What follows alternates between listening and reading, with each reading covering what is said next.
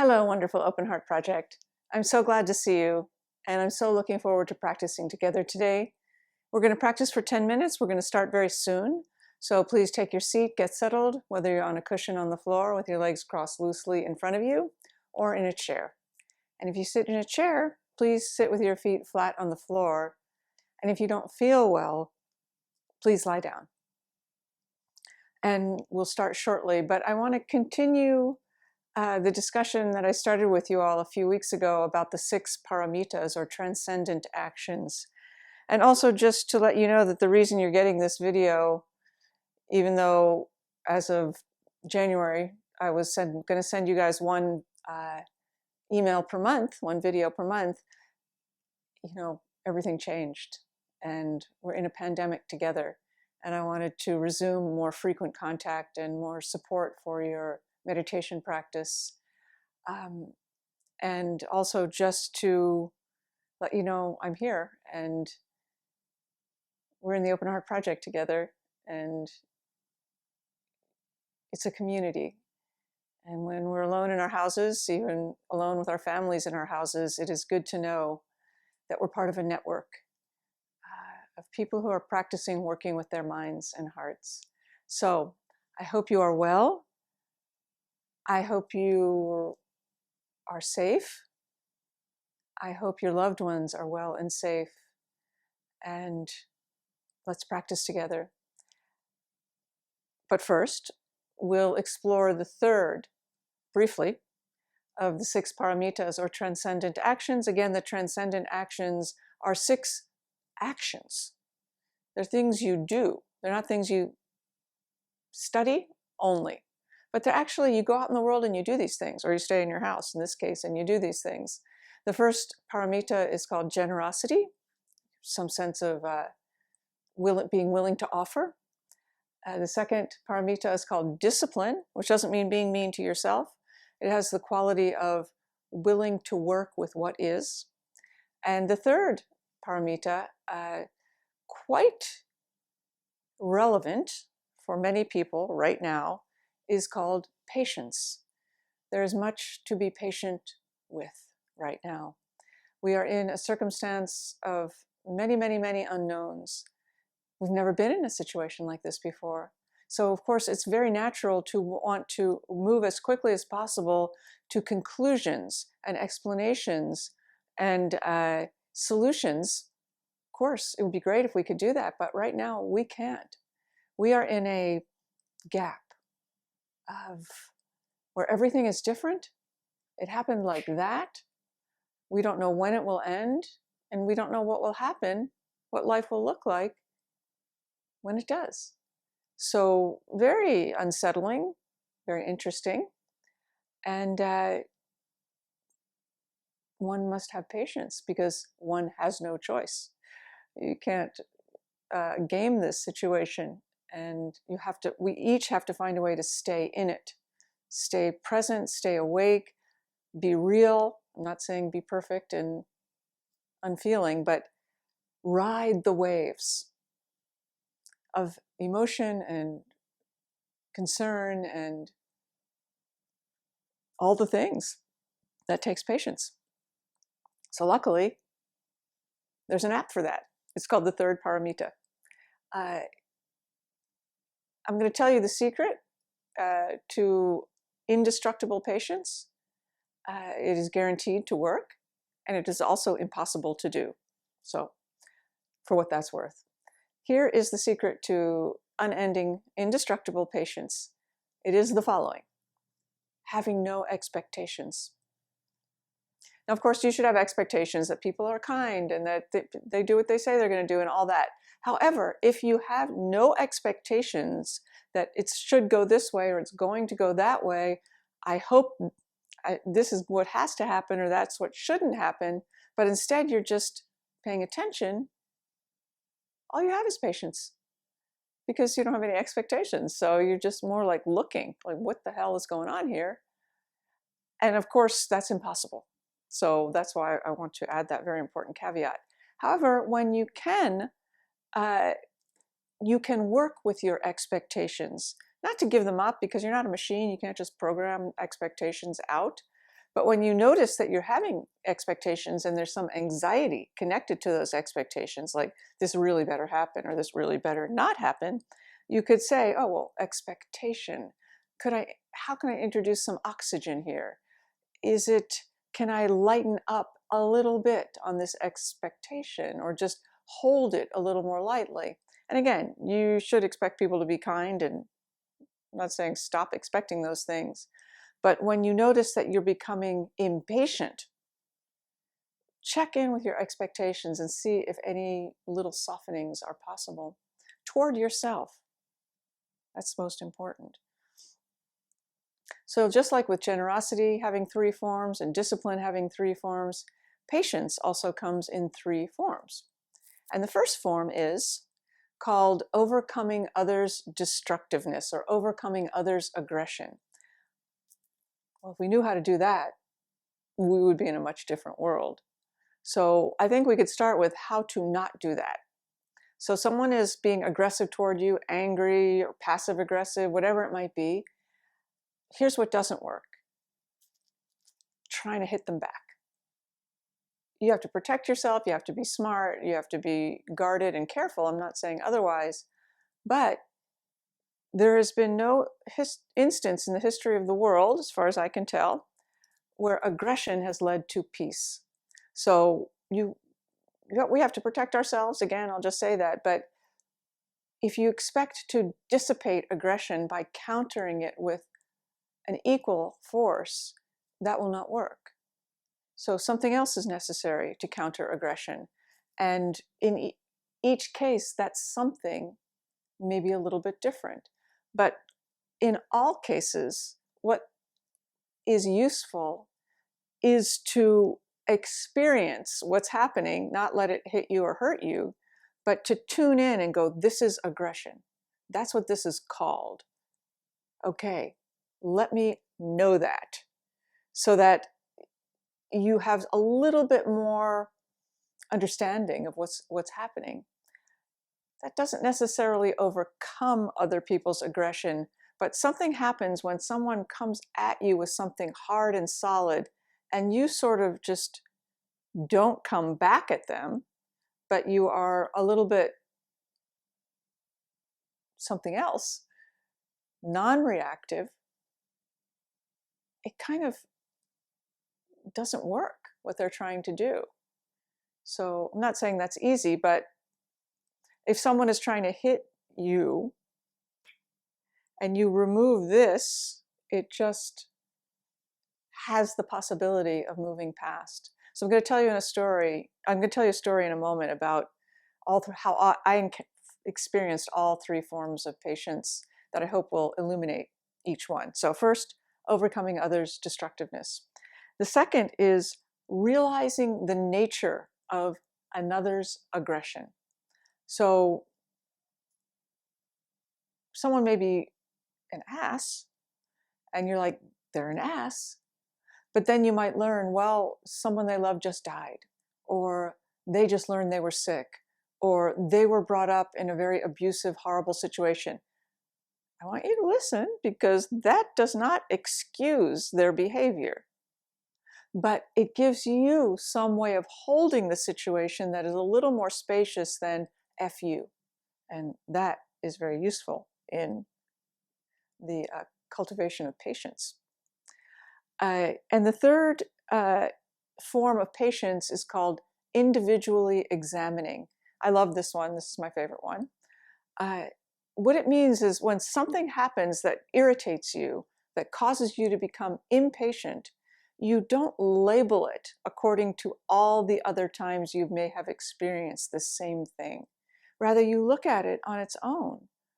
What is this? How did this happen?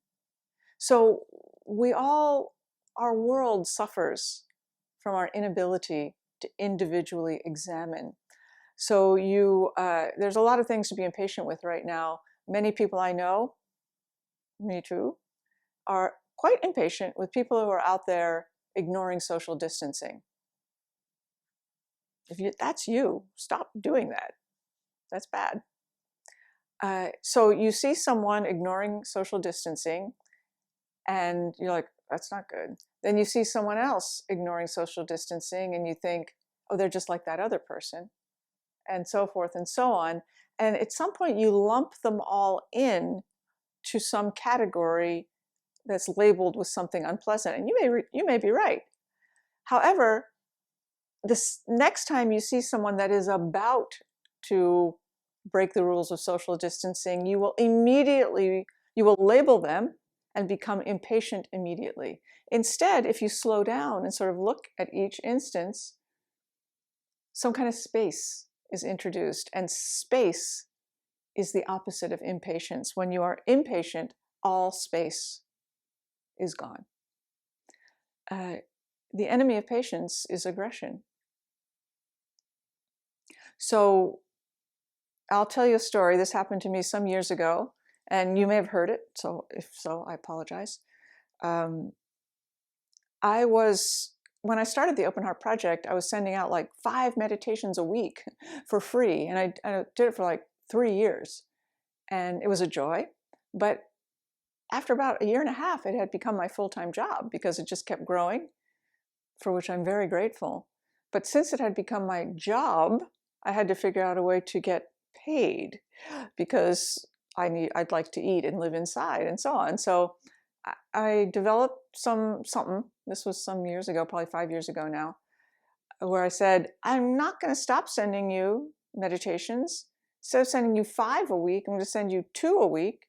But if you want to keep getting more regular contact from me, I can't remember what I was going to charge, something like $20 a month. So I sent this out to the people that were in the Open Heart Project at the time. It was probably about 8,000, 9,000 people. And 98% or 95%, let's say, just didn't respond. I don't know what they thought. 4% said, oh, I'd love to do this, Susan. Thank you. And thank you. You're one of those people. And then some tiny percentage, and I'm going to cuss right now, so messaged me with something like, you bitch. So one of those emails said, you bitch. I thought you were a spiritual person, but you lied to me. This was bait and switch. You got me in and you made me trust you, and now you just want my money. So I'm sorry if this hurts your feelings, but you can just call your friends Deepak and Oprah. So that was very upsetting. I've been like, girl, I've been sending you things for free for years. And I don't know who you're talking to, but this lying, calculating person, that's not me. So it really upset me. So I thought, and this was a big aggression coming at me. And I cried. This is like my life's work. It's the most important thing that I can do with myself, and I want to keep doing it, and et cetera and so forth. So the great majority of people would say, well, just delete that. I like to make sure this is on. But I didn't. Instead, I emailed her back and said, this really hurt me. This hurt me. Words have impact. And this is the impact your words had on me. I'm really upset, and I'm sorry you feel this way. And I'm hurt. Whoop, send. I didn't think I would hear anything back, but almost immediately I got back an email that said, well, you hurt me too. I come to rely on these meditations, and I can't afford to pay for them. Well, that's really different. You bitch is really different than you hurt my feelings too. So this we can talk about. This we can work with. So I said, oh, okay, that's really good to know. I'm sorry. I did not mean to hurt you. What would work for you? $1 or what? I can't remember what we worked out, but we worked something out. So here's what was instructive to me about that situation. Somehow her aggression was overcome. And I think it's because I was just truthful. I could have gone another way. In this particular case, coming back with something genuine was disarming. And it wasn't calculating, it was just the truth. So the aggression was overcome. I realized the nature of her aggression, what was behind it, when she said, well, I'm hurt too. Well, that's very helpful. And then the individually examining part was, it would have been very easy for me to lump her into a category of ungrateful, not nice people. But because somehow we together, and I credit her fully, paused on this particular incident, it was personal, it was individual, it was me and you. It wasn't some people are assholes. It was a real conversation. So that was a very instructive insight into what is meant by the paramita of patience. So I hope this is useful. I hope that it will support you in being patient. I hope that you will not come away from this thinking patience means I have to feel like everything's okay, because clearly in my example, I did not feel that things were okay. It doesn't mean you should be long-suffering. It means you should be awake. You should be brave when you can, and you can trust yourself. So generosity implies a kind of willingness to give. Discipline is about the willingness to meet situations as they are. So when you have a willingness to give, plus a willingness to meet situations as they are, that discipline, patience becomes much more organic. So the paramitas build on each other in a beautiful way. Next week, I will come back to you with some insights into the fourth paramita, which is called exertion or energy, vitality, which we all want. So I hope that's useful. Again, let's practice together.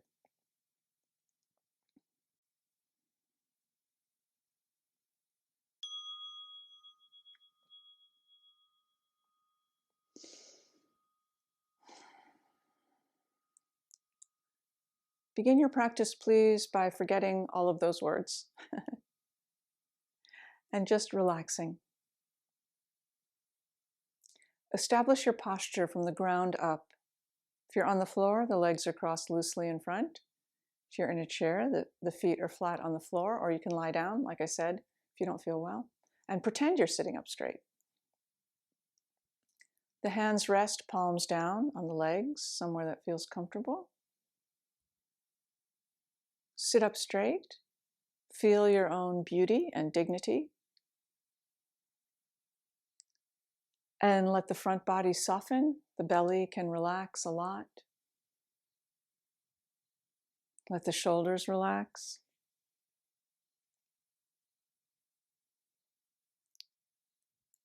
The chin is parallel with the ground. The mouth is closed, but the lips and teeth are slightly parted. The breath is natural, in and out through the nose, unless you have a cold. And by natural, I mean there's no breathing technique, just you are already breathing, so please continue. And the eyes are open, and the gaze cast down to a spot in front, up to 6 feet or 1.5 meters or whatever's comfortable given the distance of your screen. And let the eyes be soft. Like imagine that you can relax all the muscles around the eyes.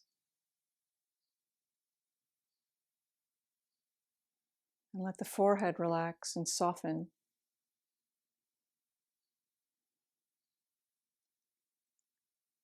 Let your attention rest on the breath, which means feel the body breathing as opposed to observing the breath. You want to just feel it. Your body's breathing. Feel the gentle expansion of the inhale and the release on the exhale. And begin again with this inhale And this exhale.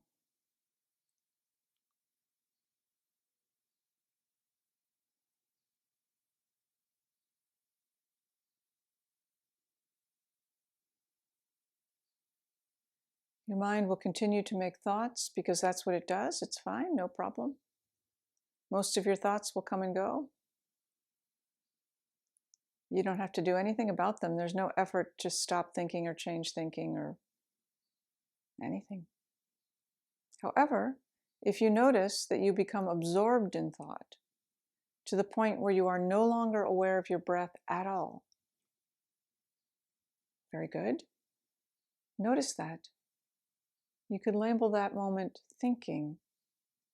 That's called thinking. Let go. Just let go. Come back to the breath and begin again. Feeling each inhale and each exhale. And remember, if you get lost, just come back. So we'll sit together.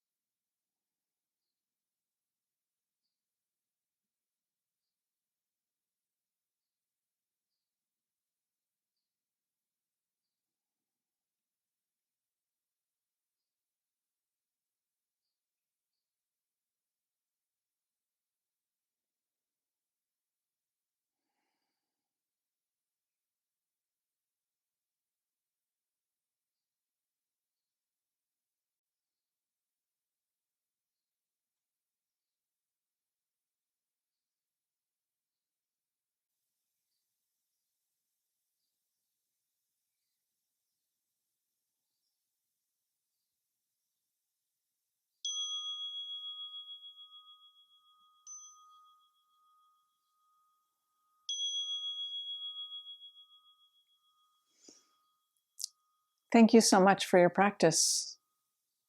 It's fantastic that in the midst of all of this, you are willing to take your seat right in the middle of the entire situation.